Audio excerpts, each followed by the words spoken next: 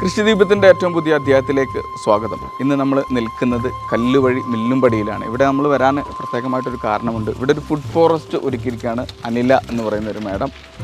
അപ്പോൾ അനില അവിടെ നിൽക്കുന്നുണ്ട്. ഇവിടുന്ന് അങ്ങോട്ട് കാണുന്ന ഒരു 50 സെൻറ്റോളം അതിൽ വിവിധ തരത്തിലുള്ള ഫ്രൂട്ട്സുകളാണ് പ്രധാനമായിട്ടും. അത് നമ്മളെ കേരളത്തിൽ ലഭിക്കുന്നതും വളരെ റയറായിട്ടുള്ള ഒരുപാട് ഫ്രൂട്ട്സുകളാണ്. അതിൻ്റെ പിന്നിൽ വലിയൊരു എഫേർട്ട് കൂടെ ഉണ്ട്. അപ്പോൾ അനില മേഡാണ് അപ്പോൾ അതിൻ്റെ ഒരു നേതൃത്വം നൽകുന്നത് അല്ലേ? എന്താണ് വിശേഷം? നല്ല വിശേഷം. സുഖം? ഭയങ്കര സന്തോഷത്തിലാണല്ലോ. അതെ അതെ. എന്താണ് ഇതൊക്കെ ഇങ്ങനെ ഇത് നമുക്ക് കണ്ണിനൊരു കുളിർമ നൽകുന്ന ഒരു കാഴ്ച തന്നെയാണ്, മനസ്സിനും. അതെ അതെ. എന്ന് മുതലാണ് ഇങ്ങനെ ഒരു ഐഡിയ വന്നത്? അതായത് നമുക്ക് എനിക്കും ഹസ്ബൻഡിനും ഇങ്ങനെ കൃഷികളോടും പച്ചക്കറി. അത് നമുക്ക് പേഴ്സണലായിട്ടൊന്ന് പരിചയപ്പെടുത്തിയാലോ? അതെ അതെ. എൻ്റെ പേര് അനില. ഞാൻ ഹോമിയോപ്പതി ഡോക്ടറാണ്. ഞാൻ മംഗലാംകുന്ന് പ്രതീക്ഷ ഹോമിയോ ക്ലിനിക് എന്ന് പറഞ്ഞൊരു ക്ലിനിക്ക് സെൽഫായിട്ട് റൺ ചെയ്തുകൊണ്ടിരിക്കുന്നു. പിന്നെ ഹസ്ബൻഡ് സനിൽ, അദ്ദേഹം സിംഗപ്പൂരാണ്, IT എഞ്ചിനീയറാണ്. പിന്നെ എൻ്റെ കൂടെ എൻ്റെ അച്ഛനും ഹസ്ബൻഡ്, അച്ഛനും, അമ്മ, മക്കള്. നോർമൽ കുടുംബം. അതെ അതെ. ഈ ഹോമിയോപ്പതിയും ഈ അഗ്രികൾച്ചറും തമ്മിൽ എന്തെങ്കിലും ബന്ധം? നല്ല ബന്ധമുണ്ടല്ലോ. അതെങ്ങനെയാണ്? നമുക്ക് പലതരത്തിലുള്ള കൃഷിക്ക് സംഭവിക്കുന്ന എന്ത് തരത്തിലുള്ള ബുദ്ധിമുട്ടുകൾക്ക് നമുക്ക് മെഡിസിനായിട്ട് കൊടുക്കാൻ പറ്റും. ആണല്ലേ? എങ്ങനെയാണ് ഈ ഒരു മേഖലയിലേക്ക് എത്തിയത്? നമ്മൾ പൊതുവേ എൻ്റെ വീട് മുറിയങ്കണ്ണിയാണ്. അവിടെ ഒരു കൃഷി രീതി തന്നെയാണ് നമ്മൾ. അതെ അതെ. പിന്നെ ഇവിടെ വന്നു പെട്ടതും ഹസ്ബൻഡിന്റെ വീട്ടുകാരും കൃഷിക്കാരും.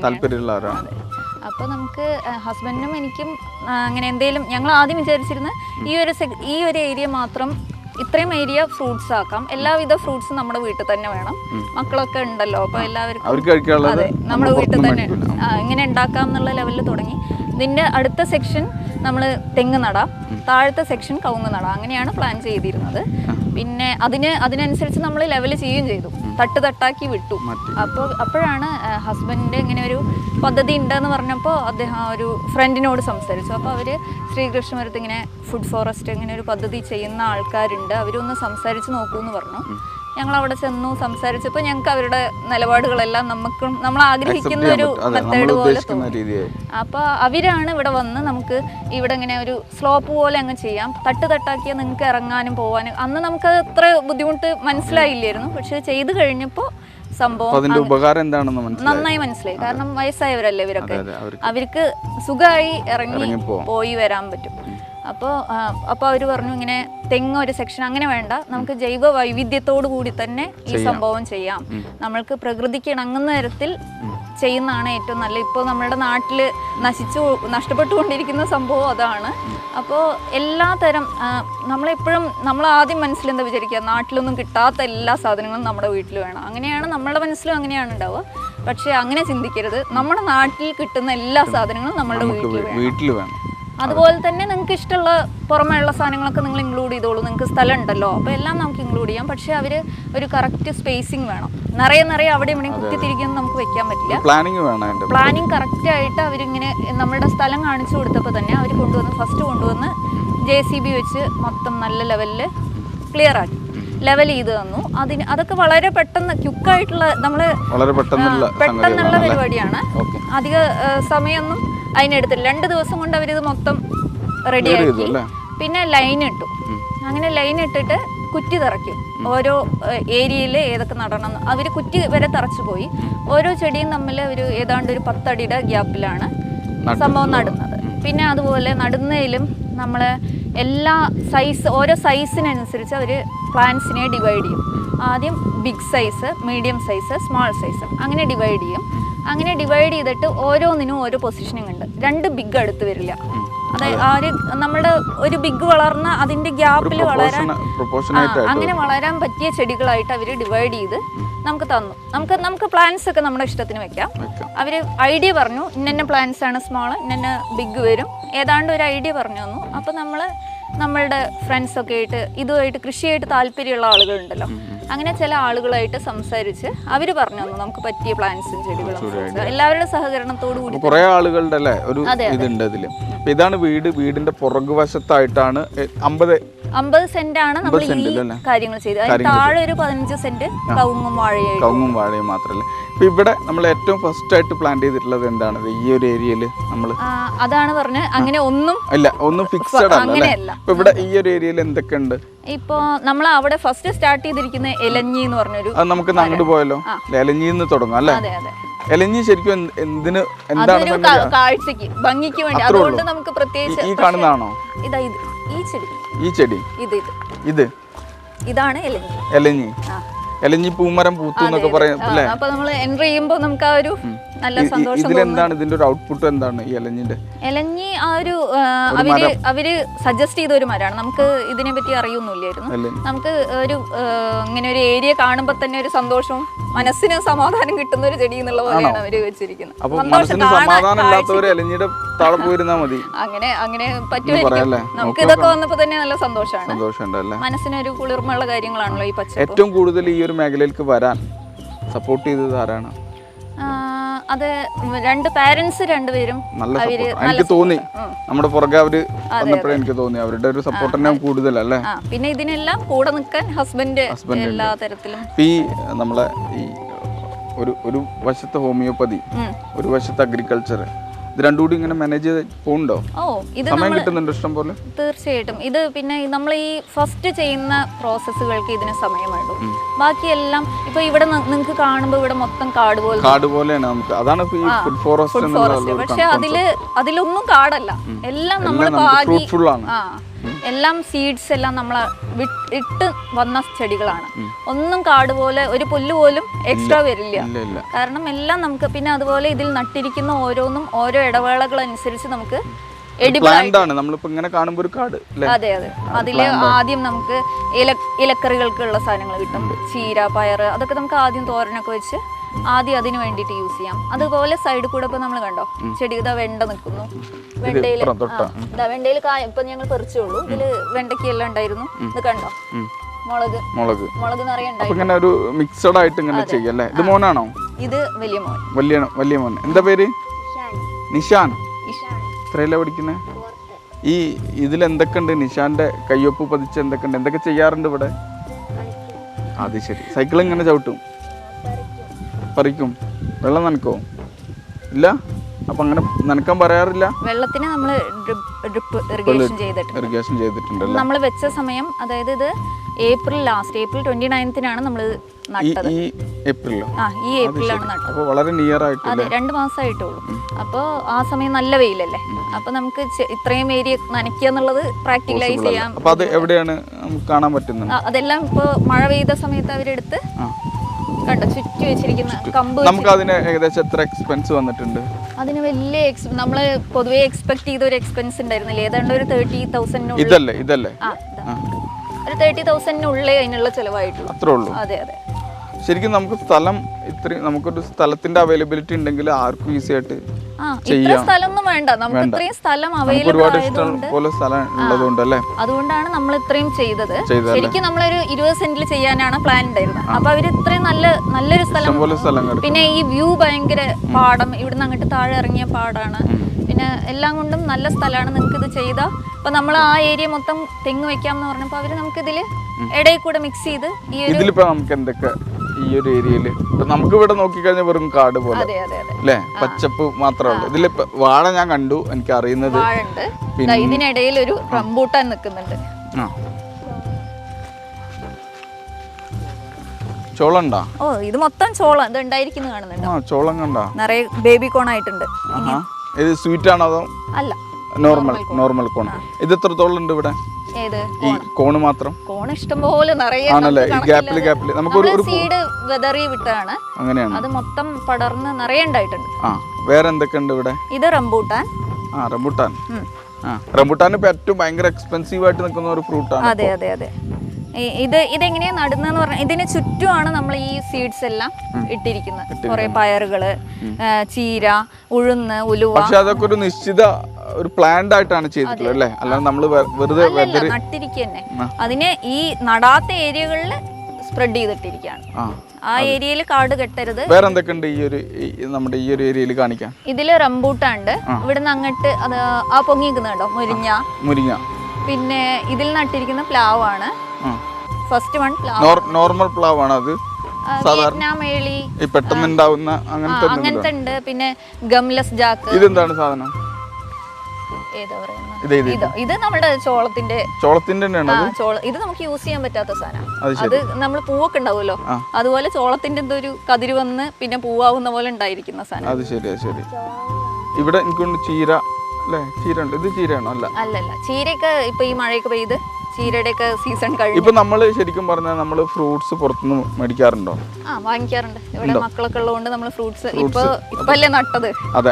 നമുക്ക് അതിന്റെ ഒരു ഇത് വിളവെടുപ്പിനുള്ള സമയം ആയിട്ടില്ല. ഏകദേശം എത്ര സമയം എടുക്കും ഇപ്പൊ അതിന്റെ ഒരു? അതായത് ഇതിന്റെ ഒരു മെത്തേഡ് എങ്ങനെയാന്ന് പറഞ്ഞാൽ നമുക്ക് ഫസ്റ്റ് ഒരു 6 months വരെ ആദ്യം നമുക്ക് ഈ ഇലക്കറികൾ അതെല്ലാം ഞങ്ങള് ഉപ്പേരിയായിട്ട് എന്തൊക്കെ ഇലക്കറികൾ? ചീര, പയറ്, മുരിങ്ങ, ഇതൊക്കെ നമുക്കൊരു അവർ പറയുന്ന ഒരു 20 days നമുക്ക് അവൈലബിൾ ആയിരിക്കും. കിട്ടുന്നുണ്ട്.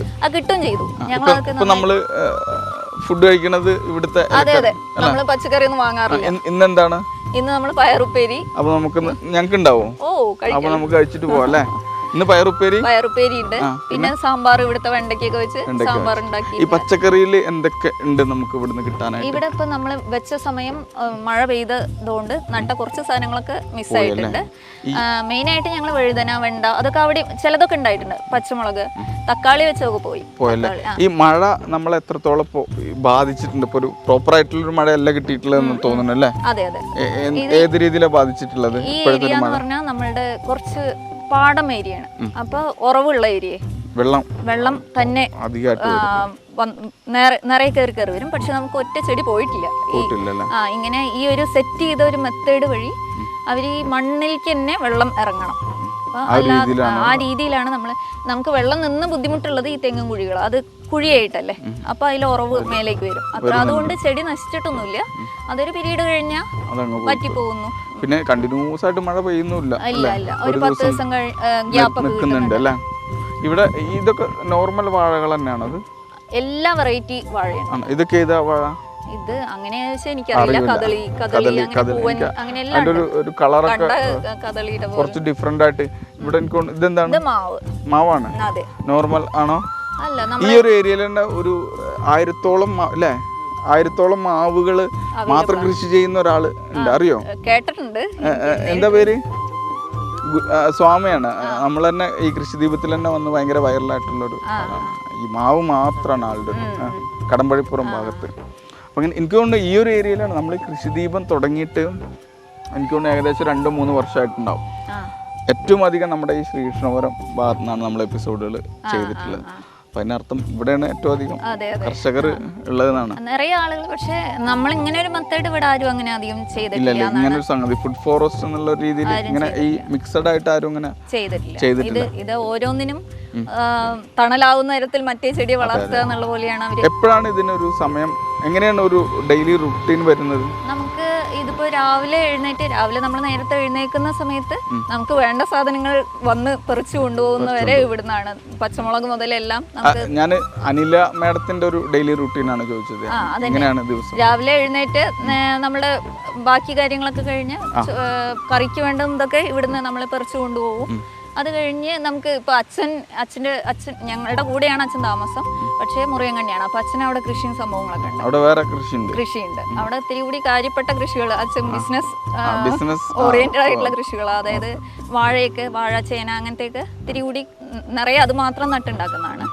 അപ്പോൾ എന്താന്ന് പറഞ്ഞാൽ ഉച്ചയ്ക്കുള്ള ഫുഡ് നമ്മുടെ വാഴയുടെ ഇല പറിക്കുക, വാട്ടുക, പൊതിഞ്ഞ് കൊടുത്തു വിടുക. ഭയങ്കര രസമാണല്ലോ. നമ്മൾ ഈ കഥകളിലും സിനിമകളിലും കാണുന്ന പോലത്തെ ഒരു സംഗതി. എപ്പോഴാണ് നമ്മുടെ ക്ലിനിക്കിൽ പോകുന്നത്? ക്ലിനിക്ക് 9:30 മുതലാ. അപ്പൊ അതുവരെ കുട്ടികളും കൂടി പോയി കഴിഞ്ഞാൽ എനിക്ക് ക്ലിനിക്ക് പോവാം. ഈ ഹോമിയോപ്പതിക്കെതിരെ ഇപ്പൊ ഭയങ്കരമായിട്ടുള്ള ഒരു സംഗതികളൊക്കെ വരുന്നുണ്ട്, കാണുന്നുണ്ടാവും അല്ലെ? ഹോമിയോപ്പതിക്കെതിരെ അക്യുപഞ്ചറിനെതിരെ വരുന്നുണ്ട്. ഹോമിയോപ്പതിക്കെതിരെ ഉണ്ടായിരുന്നു, ഇപ്പൊ അത് കുറഞ്ഞു. ഇതിനിടയിൽ ഈ ആളുകൾ വരുന്നതൊക്കെ കൂടിയോതോ കുറഞ്ഞോ? ഇപ്പൊ ഭയങ്കരമായിട്ട് വൈറലായിട്ട് നിൽക്കാണ്. പക്ഷെ ആളുകൾ ഈ ആൾട്ടർനേറ്റീവ് സിസ്റ്റത്തിനെ നന്നായിട്ട് ഉണ്ട്. താല്പര്യപ്പെടുന്ന ആളുകൾ നിറയെ ആളുകളുണ്ട്. കണ്ടിന്യൂസ് ആയിട്ട് വരുന്ന. അതെ അതെ. ഈ കുറെ അസുഖങ്ങൾക്ക് തുടർച്ചയായിട്ട് ഇംഗ്ലീഷ് മരുന്നുകൾ കഴിക്കാൻ പേടിപ്പെടുന്ന ആളുകള്, പിന്നെ നമ്മളുടെ അടുത്ത് വിശ്വാസമുള്ള കഴിച്ചു മാറിയവരാണ്. ഷുഗറിന് എന്താണ് നമുക്ക് ഹോമിയോപ്പതിയിൽ കൊടുക്കാനുള്ളത്? അങ്ങനെ ഒരുപാട് ഷുഗർ പേഷ്യന്റ് ഉണ്ട്, ഇഷ്ടം പോലെ ഉണ്ട്. അത് നമ്മൾ ഈവൻ എന്റെ മദർ അടക്കം ഒരു ഷുഗർ പേഷ്യന്റ് ആണ്, കണ്ടിന്യൂസ് ആയിട്ട് മെഡിസിൻ കഴിച്ചുകൊണ്ടിരിക്കുകയാണ്. ഞാനത് ആയുർവേദത്തിലേക്ക് കൺവേർട്ട് ചെയ്യാൻ നോക്കി, പക്ഷെ അത് ഹീറ്റിന്റെ ഒരു പ്രശ്നം കാരണം അതും സ്റ്റോപ്പ് ചെയ്തു. അപ്പൊ അത്ര ആളുകൾക്ക് എന്താണ്? അതായത് നമ്മൾ മെയിൻ ആയിട്ട് ഷുഗറിന് നമ്മൾ ഡയറ്റ് എന്തായാലും ശ്രദ്ധിക്കണം. മരുന്ന് തരും, നമ്മൾ മരുന്ന് തരുന്നതിനനുസരിച്ച് ഡയറ്റ് കൂടി കൺട്രോൾ ചെയ്ത്, അതുപോലെ ഒരു ഹാഫ് ആൻ അവർ എക്സസൈസ് അത് നിർബന്ധമാണ്. അത് കഴിഞ്ഞ് നമ്മൾ ഇപ്പോൾ നിങ്ങൾക്ക് ഷുഗർ ഉണ്ട്, അവർക്ക് ഷുഗർ ഉണ്ട്, അങ്ങനെ രണ്ടുപേരും വന്നാൽ ഞാൻ ഇപ്പോൾ നിങ്ങൾക്ക് ഒരു ഷുഗറിന് ഒരു മരുന്ന് അതേ മരുന്ന് അദ്ദേഹത്തിന് കൊടുത്താൽ മാറില്ല. അപ്പോൾ നിങ്ങളുടെ കാര്യങ്ങളെല്ലാം ചോദിച്ച് നിങ്ങളുടെ ശാരീരികവും മാനസികവുമായിട്ടുള്ള എല്ലാ ഡീറ്റെയിൽസും എടുത്ത് നിങ്ങളുടെ കഥ മുഴുവൻ കേട്ടതിന് ശേഷം ഞാൻ മരുന്ന് തരുള്ളൂ. അപ്പോൾ രണ്ടാൾക്കും രണ്ട് കഥകളായിരിക്കും. നമ്മുടെ ക്ലിനിക്ക് എവിടെയാണെന്ന് പറഞ്ഞു? മംഗലാകുന്ന്. മംഗലാകുന്ന് KR കോംപ്ലക്സ് എന്ന് പറയും. അതിന്റെ മേലെയാണ് നമ്മുടെ ക്ലിനിക്ക്. ഒരു ബേക്കറിയും പലചരക്ക് കടയ്ക്ക്. എന്താണ് പേര്? പ്രതീക്ഷ. പ്രതീക്ഷ അല്ലേ? പ്രതീക്ഷ തന്നെയാണ്. പ്രതീക്ഷ കൊടുക്കോ ആളുകൾക്ക്? പിന്നെ പ്രതീക്ഷയാണല്ലോ എല്ലാവരും. പ്രതീക്ഷ വിജയകരമായിട്ട് വരുന്നുണ്ടോ? ഓ തീർച്ചയായിട്ടും. ഓക്കെ. ഇനിയിപ്പോ ഈ ഭാഗമാണ്, ഈ ഒരു അത് വേറെ സ്ഥലമാണല്ലേ? അതെ. നമ്മള് അത് ഫെൻസിങ് ചെയ്തിട്ടുണ്ടല്ലോ, കമ്പിവേലി. ഓക്കെ. അത് നോർമൽ കമ്പിവേലിയാണോ അതോ കറണ്ടോ അങ്ങനെയൊന്നും ഇല്ലല്ലോ? നമുക്ക് അത്തരത്തിലുള്ള ശല്യങ്ങൾ എന്തെങ്കിലും ഉണ്ടോ? ഈ പന്നികൾ നിറയുള്ള സ്ഥലമാണ്, പക്ഷെ നമ്മൾ കമ്പിവേലി കെട്ടിയ ശേഷം ഇങ്ങോട്ട് മയില് നിറയുണ്ട്. പിന്നെ നമ്മളിത് ഉണ്ടാക്കുന്ന നമുക്ക് മാത്രല്ല, ഇത്രയും സാധനങ്ങളുണ്ടല്ലോ, അവരും എടുത്തോട്ടെ, കുറെ പക്ഷികൾ എടുത്തോട്ടെ, അങ്ങനെ രീതിയിലാണ് നമ്മൾ ഉണ്ടാക്കിയിരിക്കുന്നത്. അത് ഈ വൈക്കം മുഹമ്മദ് ബഷീർ ചായ കുടിച്ചു കഴിഞ്ഞാൽ കമഴ്ത്തി വെക്കുന്നു ഒരു കോൺസെപ്റ്റ് നല്ലതാണ്, നമ്മൾ മാത്രമല്ലല്ലോ. അപ്പൊ ഇനി ഇപ്പൊ ഇവിടെ നമുക്ക് വ്യത്യസ്തമായിട്ട് എന്തെങ്കിലും ഉണ്ട്? ഇവിടെ ഒരു ചെറിയൊരു തയ്യോ കാണുന്നുണ്ട്, ഇതെന്താണ്? അത് ഡുക്കു എന്ന് പറഞ്ഞൊരു പ്ലാന്റ് ആണ്. ഡുക്കു. അത് ഇതെല്ലാം ഇത് ട്രിവാൻഡ്രത്ത് എൻ്റെ ഒരു ഫ്രണ്ട് ഉണ്ട്, അവരുടെ ഫ്രണ്ടിന്റെ പേര് അഖില എന്നാണ്. അവരുടെ ഹസ്ബൻഡ് ഇങ്ങനെ കൃഷി സംബന്ധിച്ച് എന്തോ അവാർഡൊക്കെ കിട്ടിയ ആളാണ്, സംസ്ഥാനത്തിന്റെ അവാർഡൊക്കെ കിട്ടിയ ആളാണ്. അപ്പൊ നമുക്ക് അദ്ദേഹത്തെ പരിചയമുണ്ടല്ലോ. അപ്പൊ അവരാണ് നമുക്ക് നമ്മുടെ നാട്ടിൽ നിലനിൽക്കുന്നതും കുറച്ച് വെറൈറ്റി ആയിട്ടുള്ള എല്ലാ തരം ചെടികളെ, അത് നമുക്ക് ഈ രീതിയിൽ തന്നെ വേണമല്ലോ, ബിഗ് സ്മാൾ മീഡിയം, ആ സൈസ് നമ്മൾ ഏതാണ്ട് പറഞ്ഞു കൊടുത്ത് അതിനനുസരിച്ച് അദ്ദേഹമാണ് നമുക്ക് സജസ്റ്റ് ചെയ്ത് തന്നെ ഇന്ന പ്ലാന്റ്സ് വെച്ചു. ഇതിന്റെ ഒരു ഔട്ട്പുട്ട് എന്താണ്? ഈ ഡുക്കു അത് വളർന്നു വന്നാൽ എനിക്ക് ഞാൻ ഫ്രൂട്ട് ആണ് അല്ലേ? ഡുക്കു എന്നാണ് ഫ്രൂട്ടിന്റെ പേര്? പ്ലാന്റ് അതിന്റെ എനിക്കും അറിയില്ല, ഞാൻ കഴിച്ചു. താഴെ അറിയുന്ന ആളുകൾ ഉണ്ടാവും ഇത് കാണുന്നവര്, അപ്പൊ കമന്റ് ചെയ്യാം അല്ലേ? അവരും ഇത് അങ്ങനെ അധികം നട്ട് ശീലമില്ലാത്തൊരു പ്ലാന്റ് ആണ്. ഡുക്കു എന്ന് പറഞ്ഞ പുതിയൊരു സംഗതി അല്ലേ? വേറെ എന്തൊക്കെയാണ് നമുക്ക് ഇവിടെ? ഇവിടെ എനിക്കൊന്ന് ഏറ്റവും അധികം ചോളോ ആണോ? ചോളം അല്ല നമ്മൾ നട്ടിരിക്കുന്നത്, ഇതിനിടയിലെല്ലാം ഓരോ ഏരിയയിലും എന്താ കണ്ടോ, മാവുണ്ട്. അതിനൊക്കെ ഈ കാണുന്ന ഈ ചെറിയ ചെറിയ ഇത് കുറെ കാണുന്നുണ്ട്. ഇത് ഡേഞ്ച കേട്ടിട്ടില്ലേ? ഡേഞ്ച നമ്മള് പണ്ട് മുതലേ ആളുകള് നമ്മള് ഈ തരിശായി കിടക്കുന്ന സമയത്ത് ഡേഞ്ച വിത്ത് പാവി പിന്നെ അതിന്റെ തോല് വെട്ടി ഇട്ട് കഴിഞ്ഞാൽ ഏരിയ വളമായിട്ട് വരും. ഡേഞ്ച ഇതെല്ലാം ഇതിന് വളമാണ്. ഒന്നും ഇതൊക്കെ നമ്മൾ ഇങ്ങനെ കാലക്രമേണ വെട്ടി കൊടുക്കണം, വെട്ടി വിടണം എന്നാണ് പറഞ്ഞത്. നമ്മൾ ആദ്യമായിട്ടല്ല നമുക്ക് ഇതപ്പോ ആ ചേച്ചി കണ്ടോ, അവിടെ ഒരു ചേച്ചി ഇതിനെ ഇപ്പൊ നമ്മൾ ഇത്രയും സാധനങ്ങൾ ഇടയിൽ കൂടെ നട്ടുകൊണ്ട് ഇതൊക്കെ നമ്മളുടെ ചെടികളെ ആക്രമിക്കും. നമുക്ക് ഈ ചോളവും പയറും ഒന്നുമല്ല നമ്മുടെ കൃഷി, നമുക്ക് അതൊക്കെ സപ്പോർട്ടിങ് കൃഷികളാണ്. അപ്പൊ അതിനെ വളർത്തല് നമ്മളുടെ ഉദ്ദേശമല്ല. നമ്മൾ നട്ടപ്പോ ഈ പേര മുഴുവൻ നമ്മൾ പയറ് വന്ന് നിൽക്കുമായിരുന്നു, പയറ് ചുറ്റി നിൽക്കുമായിരുന്നു. അതിന് ചുറ്റി കഴിഞ്ഞാൽ പിന്നെ ചെടിയുടെ വളർച്ചയെ ബാധിക്കും. അപ്പോൾ അതിനെ ഒരു 10 days 15 days അതൊക്കെ ഒന്ന് വെട്ടി ക്ലിയർ ചെയ്ത് വിടണം. അത് കഴിഞ്ഞാൽ അത് വീണ്ടും മുളച്ച് വരും. നിറയെ പയർ, നമ്മൾ ഉപ്പേരിക്ക് പയർ അതെല്ലാം ഇവിടെ കിട്ടുന്നുണ്ട്. അപ്പോൾ അതിനെ ക്ലിയർ ചെയ്യാൻ ഒരു പണിയുണ്ട്. അത് മിക്സഡ് ഇപ്പോൾ നമ്മൾ സാധാരണ കണ്ടിട്ടുള്ള ഒരു കൃഷി രീതി എന്ന് പറഞ്ഞാൽ പയറാണെങ്കിൽ ഒരു ഏരിയ മൊത്തം പയറ്, വാഴയാണെങ്കിൽ വാഴ. അതും ഇതും തമ്മിലുള്ള വ്യത്യാസം എന്താണ്? ഇപ്പോൾ ഈ ഒരു എക്സ്പീരിയൻസ് മനസ്സിലാവുന്നത് എന്താണ്? എനിക്ക് മനസ്സിലായ കാര്യം എന്ന് പറഞ്ഞാൽ, ഇപ്പം നമ്മൾ ഒരു ചെടി വളരാൻ വേണ്ട മൂലകങ്ങൾ അതിൻ്റെതായ സാധനങ്ങളെല്ലാം ഉണ്ടായിരിക്കും. നമ്മുടെ മണ്ണിൽ നിന്ന് അതെല്ലാം വലിച്ചെടുത്താണ് വളരുന്നത്.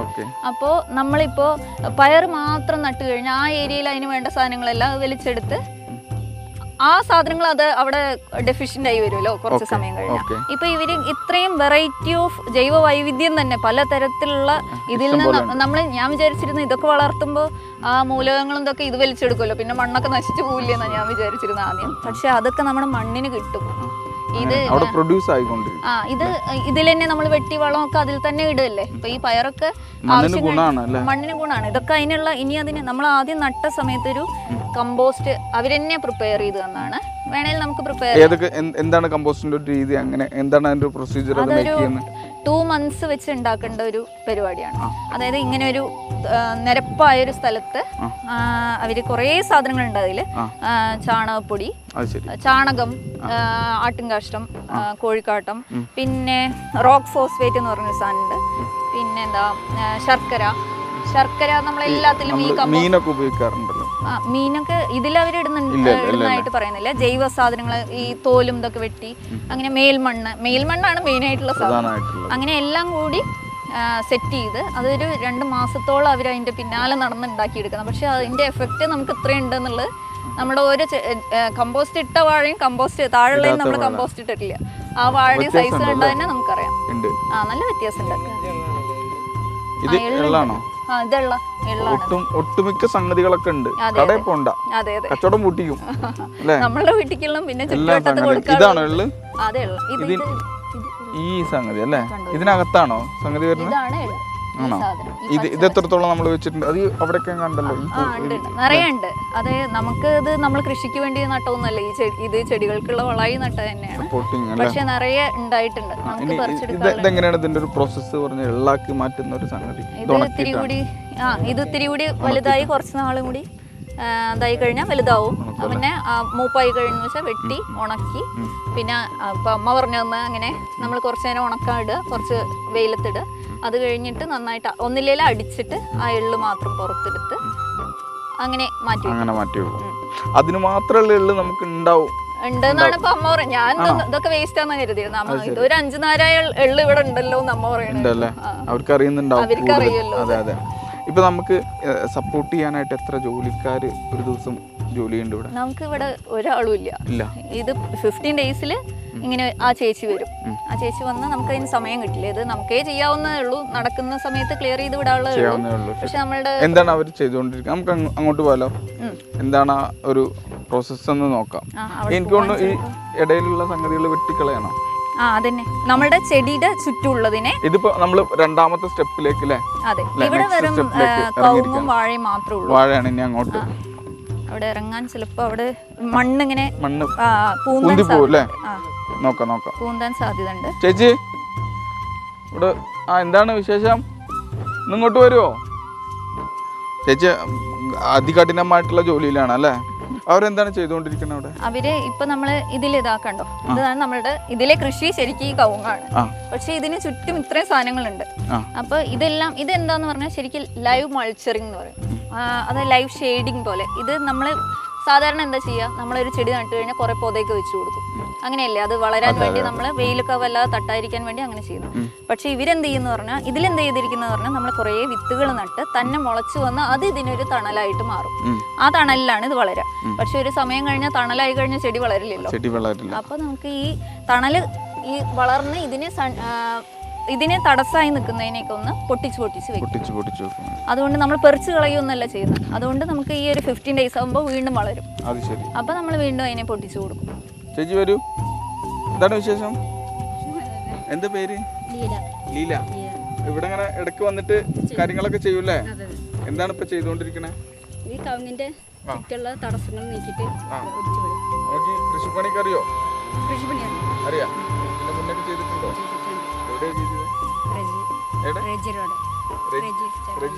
അദ്ദേഹമാണ് നമ്മളുടെ ഈ ഫുഡ് ഫോറസ്റ്റിന്റെ മെയിൻ ആള്. അതെ. കാര്യങ്ങളൊക്കെ അറിയാല്ലേ? ഇഷ്ടമാണോ ഈ ജോലിയൊക്കെ ചെയ്യുന്നത്? ഇഷ്ടമാണ്, സന്തോഷത്തോടെ ചെയ്യുന്നത് ആണോ? ഇപ്പൊ എന്താ ചെയ്തോണ്ടിരിക്കുന്നത് ഇപ്പൊ ഇവിടെ ഈ കവുങ്ങിന്റെ വട്ടം തടസ്സമൊക്കെ മടക്കി ഒടിച്ചിടും. അപ്പൊ ഇതൊക്കെ നമുക്ക് ഇതിപ്പോ കോണാണ്, അപ്പൊ അതൊക്കെ പോവില്ലേ? ഇല്ല, തടസ്സം നീക്കണല്ലോ നമുക്ക്. അപ്പൊ ഇതും വളരും അതും വളരും. തണുപ്പും കിട്ടും അല്ലേ? അപ്പൊ അതിന്റെ ടെക്നിക്കൽ വശങ്ങളൊക്കെ പഠിച്ചു അല്ലേ? വീട്ടിലാരൊക്കെ ഉണ്ട്? അത് പോട്ടെ, എല്ലാരും ഉണ്ടാവും. ഭക്ഷണം കഴിച്ചോ? എന്താ കഴിച്ചു രാവിലെ? ഇഡ്ഡലിയും സാമ്പാർ. എത്ര ഇഡ്ഡലി കഴിച്ചു? 5 കഴിച്ചല്ലേ? ഇനിയിപ്പോ എപ്പോഴാ ഭക്ഷണം കഴിക്കാം? ഇനി ഇത് കഴിഞ്ഞിട്ട് പണി കഴിഞ്ഞാലേ ചേച്ചി കഴിക്കൂ. അങ്ങനെ ഉണ്ട്. അപ്പോൾ എന്തായാലും കാര്യങ്ങൾ നടക്കട്ടെ, ജോലി ചെയ്തോളൂ. വെയിലുണ്ടാ? ഇല്ല, അത്ര തണുപ്പുണ്ടല്ലേ ഇപ്പോൾ? അപ്പോൾ ഇതാ ചേച്ചിയാണ് ഇതിൻ്റെ ഒരു അല്ലേ നമ്മുടെ കാര്യങ്ങളൊക്കെ പ്രധാന സപ്പോർട്ട് ചെയ്യുന്ന ഒരു ഇത്. ഇനി നമുക്ക് ഇവിടുന്ന് അങ്ങോട്ട് ഉണ്ടോ അതോ?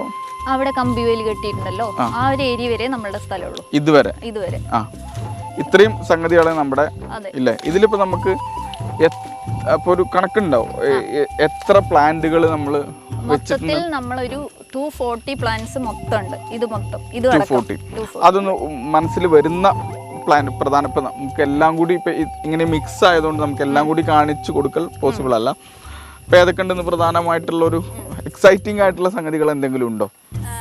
അതായത് മെയിനായിട്ട് നമ്മളുടെ നാടൻ വിഭവങ്ങളായ ചക്ക, മാങ്ങ, അതുപോലെ നിങ്ങൾ പ്രതീക്ഷിക്കാത്ത സീതാപ്പഴം ഉണ്ട്, അമ്പാഴങ്ങ ഉണ്ട്. സീതാപ്പഴം ആയിട്ടുണ്ടോ? ഇല്ല, ഒക്കെ ചെറുതാണല്ലേ. അപ്പോൾ എനിക്ക് തോന്നുന്നു ഒരു ആഫ്റ്റർ 1 ഇയർ കുറച്ചുകൂടി നമുക്കൊരു വിഷ്വലൈസ് ചെയ്യാൻ പറ്റുന്ന ഒരു സംഗതി ഇവിടെ ഉണ്ടാവും അല്ലേ. നമുക്കിതിന്റെ ഫ്രൂട്ട്സും സംഭവങ്ങളൊക്കെ കിട്ടാൻ അവരുടെ ഒരു കണക്കനുസരിച്ച് ഒരു 3 വർഷത്തിന് ശേഷമാണ് എല്ലാ പഴങ്ങളും. 5 വർഷം ആകുമ്പോഴേക്കും നമുക്കെല്ലാം കിട്ടാം. ഇവിടുന്ന് അങ്ങോട്ട് വേറെ സ്ഥലമാണോ? ഇവിടുന്ന് അങ്ങോട്ടൊക്കെ വയലാണല്ലേ. ഇവിടെയൊക്കെ മൊത്തം എനിക്ക് തോന്നുന്നു അങ്ങോട്ടൊക്കെ കൃഷി തന്നെയാണല്ലേ പ്രധാനമായിട്ടും. കനാൽ അവിടെയാണോ? ആ കാണുന്നുണ്ടല്ലോ, കനാലാണ്, ഉയർന്നു കാണുന്ന കനാലിന്റെ. അപ്പൊ സീതാപ്പഴം പോലുള്ള കാര്യങ്ങളുണ്ട് അല്ലേ. അമ്പഴം, പിന്നെ റംബൂട്ടാൻ, മരമുന്തിരി. ഈ ഇതിന്റെയൊക്കെ അപ്ഡേറ്റ് ഒക്കെ ഫേസ്ബുക്കിലൂടെ ഒക്കെ കൊടുക്കാറുണ്ടോ? നമ്മൾക്ക് ഫാൻസ് ഒക്കെ ഉണ്ടോ? അങ്ങനെ അത്രമാത്രം ആയിട്ടില്ല, വരുന്നു. അല്ല, കുറച്ചുകൂടി ഞാനെന്താ പറയുന്നത്, ഇപ്പൊ നമ്മുടെ ഈ കൃഷിദീപത്തിന്റെ പ്രധാന ഉദ്ദേശം എന്ന് പറഞ്ഞാൽ കൃഷിദീപത്തിന്റെ ഒരു വ്യൂവർഷിപ്പ് എടുത്ത് നോക്കിക്കഴിഞ്ഞാൽ ഭയങ്കര വ്യൂവർഷിപ്പാ ഈ കാലഘട്ടത്തിൽ. This is 2025. അതെ, ഏറ്റവും അധികം സ്ത്രീകളാണ്. ഇപ്പൊ ഞാൻ പേര് മറന്നു, ഞാൻ ഫേസ്ബുക്ക് എന്നെ ഫോളോ ചെയ്യുന്ന ആളാണ്. ആൾക്ക് നിരന്തര അവാർഡുകൾ കിട്ടുന്നു, ഭയങ്കര ഒരു സെലിബ്രിറ്റി ഇതിലാണ്. നമ്മൾ കൃഷിദീപം ചെയ്ത ഒരുപാട് വർഷങ്ങൾക്ക് മുന്നേ അവർ ഈ കൃഷിക്ക് വേണ്ടി ജീവിതം ഒഴിഞ്ഞു വെച്ച ഒരാളാണ്. പേര് ഞാൻ മറന്നുപോയി. പശുക്കളുണ്ട്, അതുപോലെ ഇത്തരത്തിലുള്ള കൃഷികളുണ്ട്. അപ്പോൾ തീർച്ചയായിട്ടും ഇത് വലിയൊരു കാര്യം. ഇതിന് വലിയ നമ്മൾ ഇപ്പോൾ ഒരു സംഗതി പഠിക്കുന്നത് പോലെ തന്നെ വലിയൊരു എഫേർട്ട് ഇതിന് വേണമല്ലോ അല്ലേ. അപ്പോൾ ഇതിലേക്ക് വരാൻ താല്പര്യമുള്ള സ്ത്രീകളോട് മാത്രം മതി അല്ലേ. സ്ത്രീകളോട് എന്ത് ജോലി ചെയ്യുന്ന ആളുകളോട് എന്താ പറയാനുള്ളത്? എനിക്ക് തോന്നുന്നു നമ്മുടെ ഈ ഒരു നമ്മുടെ നാട്ടും പ്രദേശത്തെ എല്ലാവരുടെ വീട്ടിലും ഒരു 4-5 പച്ചക്കറിയിൽ അവർ ചുറ്റും നട്ടുപിടിപ്പിച്ചിട്ടുണ്ടാവും. കാരണം എല്ലാവർക്കും അത് നമ്മളത് ചെയ്യും. കാരണം നമ്മളുടെ വീട്ടിലുണ്ടാവുന്ന സാധനത്തിനോട് നമുക്ക് എന്നും ഒരു താല്പര്യമാണല്ലോ. അപ്പൊ അങ്ങനെയുള്ളവർക്ക് ഒരു 20 സെന്റ് 10 സെന്റ് ഉണ്ടെങ്കിൽ പോലും നമുക്ക് ഈ ഇങ്ങനെ ഒരു കൃഷി രീതി ചെയ്യാവുന്നതേ ഉള്ളൂ. നമുക്ക് നമ്മുടെ വീട്ടില് ഈ പ്രധാനമായിട്ടുള്ള ഒരു പ്രശ്നം എന്താണെന്ന് അറിയോ? ഇപ്പൊ ഈ വീട്ടമ്മമാരുടെ ഒക്കെ സാധാരണ വീട്ടമ്മമാർക്ക് ഇതിനെ കുറിച്ചിട്ടുള്ള നോളജ് വളരെ കുറവായിരിക്കും. അവർക്ക് ഒരുപാട് ആഗ്രഹങ്ങൾ ഉണ്ടാവും, സമയം ഉണ്ടാവും ചിലപ്പോൾ, പക്ഷെ അറിയില്ല. ഇപ്പൊ അനിലെ സംബന്ധിച്ച് സപ്പോർട്ട് ചെയ്യാൻ കുറെ സോഴ്സുകളുണ്ട്. സാധാരണക്കാർക്ക് ചിലപ്പോൾ അത് കിട്ടിക്കൊള്ളുന്നില്ല.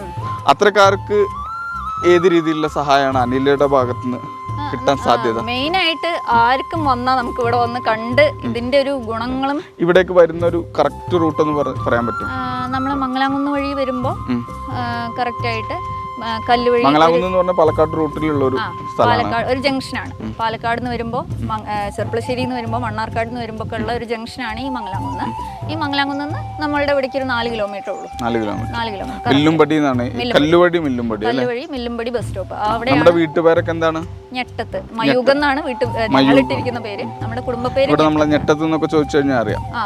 അപ്പോൾ ഇത്തരം ഒരുപാട് വീട്ടമ്മമാർ എനിക്കറിയാം, നമ്മളെ കമന്റിലൂടെ ഒക്കെ നമുക്കത് മനസ്സിലാക്കാൻ കഴിയുന്നുണ്ട്. ഒരുപാട് ആളുകൾ ചെയ്യാൻ ആഗ്രഹമുണ്ട്, പണമുണ്ട്, സമയമുണ്ട്, സ്ഥലമുണ്ട്, പക്ഷെ നോളജ് ഇല്ല.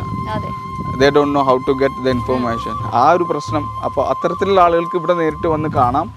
ഇഷ്ടംപോലെ സംഗതികളാണ്. അനില മാഡത്തിൻ്റെ എല്ലാ സപ്പോർട്ടുകളും ഉണ്ടാവും. ഈ കാഴ്ചകൾ ഇവിടെ അവസാനിച്ചിട്ടില്ല. ഇനി നമ്മൾ വീടിൻ്റെ ഫ്രണ്ടിലോട്ടാണ് പോകുന്നത്. അവിടെയും ഒരുപാട് ഇതുപോലത്തെ സംഗതികളുണ്ട്. അതുപോലെ കുടുംബമുണ്ട് ഇതുമായിട്ട് ബന്ധപ്പെട്ട് സപ്പോർട്ട് ചെയ്യുന്ന വളരെ പഴയ കർഷകർ അല്ലേ. അനില മാഡം വളരെ ന്യൂജൻ ആയിട്ടുള്ളൊരു അല്ലേ. നമുക്ക് കുറച്ചും കൂടി ഡീപ്പായിട്ട് പോകാൻ പറ്റുന്ന കർഷകർ വീടിനകത്തുണ്ട്. അപ്പോൾ ആ കാഴ്ചകളിലേക്ക് നമുക്ക് അടുത്ത ഒരു അധ്യായത്തിലൂടെ പോകാം. തൽക്കാലം ഇന്നത്തെ കൃഷിദീപം ഇവിടെ അവസാനിക്കുകയാണ്. അടുത്ത പുതിയ വിശേഷങ്ങളുമായി, അനില മാഡത്തിൻ്റെ പുതിയ വിശേഷങ്ങളുമായി അടുത്ത ആഴ്ച വീണ്ടും കാണാം. അതുവരേക്കും ഗുഡ് ബൈ.